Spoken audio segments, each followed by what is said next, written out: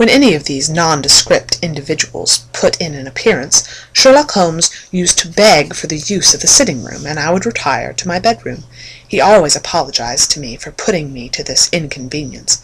"I have to use this room as a place of business," he said, "and these people are my clients." Again I had an opportunity of asking him a point-blank question, and again my delicacy prevented me from forcing another man to confide in me.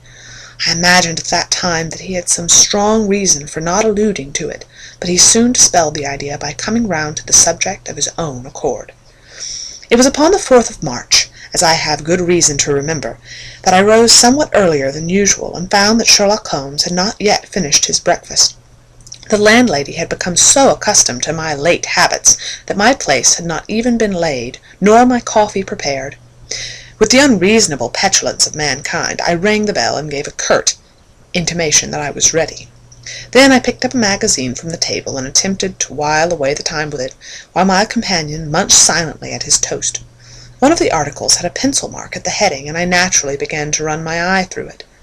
Its somewhat ambitious title was "The Book of Life," and it attempted to show how much an observant man might learn by an accurate and systematic examination of all that came in his way.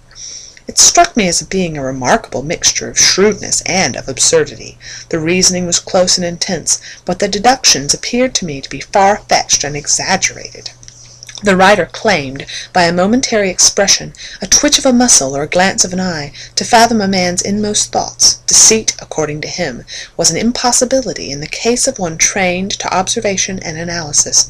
His conclusions were as infallible as so many propositions of Euclid.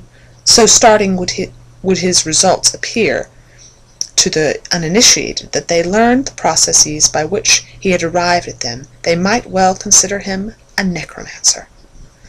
"From a drop of water," said the writer, "a logician could infer the possibility of an Atlantic or a Niagara, without having seen or heard from one or the other. So all life is a great chain, the nature of which is known whenever we are shown a single link of it.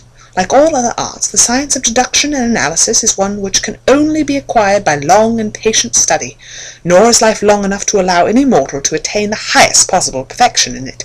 Before turning to those moral and mental aspects of the matter which present the greatest difficulties, let the inquirer begin by mastering more elementary problems. Let him, on meeting a fellow mortal, learn at a glance to distinguish the history of the man, and the trade or profession to which he belongs. Puerile as such an exercise may seem, it sharpens the faculties of observation, and teaches one where to look and what to look for. By a man's fingernails, by his coat sleeve, by his boots, by his trouser knees, by the callosities of his forefinger and thumb, by his expression, by his shirt cuffs, by each of these things a man's calling is plainly revealed. That all united should fail to enlighten the competent inquirer in any case is almost inconceivable." "What ineffable twaddle!" I cried, slapping the magazine down on the table. "I've never read such rubbish in my life." "What is it?" asked Sherlock Holmes. "Why, this article," I said, pointing at it with my egg spoon as I sat down to my breakfast. "I see that you've read it, since you've marked it. I don't deny that it's smartly written. It irritates me, though. It's evidently the theory of some armchair lounger who evolves all these neat little paradoxes in the seclusion of his own study.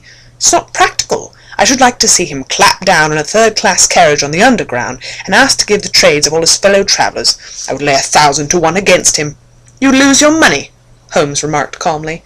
"As for the article, I wrote it myself." "You?" "Yes. I have a turn both for observation and for deduction. The theories which I have expressed there, and which appear to you to be so chimerical, are really extremely practical, so practical that I depend upon them for my bread and cheese." "And how?" I asked involuntarily. "Well, I have a trade of my own. I suppose I'm the only one in the world. I'm a consulting detective, if you can understand what that is. Here in London we have lots of government detectives and lots of private ones.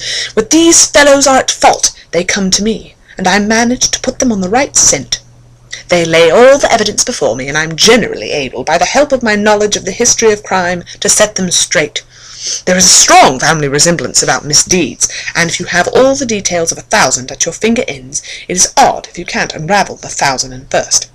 Lestrade is a well-known detective. He got himself into a fog recently over a forgery case, and that's what brought him here." And these other people? They're mostly sent on by private inquiry agencies. They're all people who are in trouble about something and want a little enlightening. I listen to their story, they listen to my comments, and then I pocket my fee." "But you mean to say," I said, "that without leaving your room you can unravel some knot which other men can make nothing of, although they've seen every detail for themselves?" "Quite so. I have quite an intuition that way. Now and again a case may turn up which is a little more complex. Then I have to bustle about and see things with my own eyes. You see, I have a lot of special knowledge which I can apply to the problem, and which facilitates matters wonderfully. Those rules of deduction laid down in that article which aroused your scorn are invaluable to me in practical work. Observation with me is second nature. You appeared to me surprised when I told you on our first meeting that you had come from Afghanistan. You were told, no doubt." "Nothing of the sort. I knew you came from Afghanistan. From long habit the train of thoughts ran so swiftly through my mind that I arrived at the conclusion without being conscious of intermediate steps. There were such steps, however. The train of reasoning ran. Here is a gentleman of a medical type, but with the air of a military man. Clearly an army doctor, then. He's just come from the tropics, for his face is dark, and that is not the natural tint of his skin, for his wrists are fair. He's undergone hardship and sickness, as his haggard face says clearly.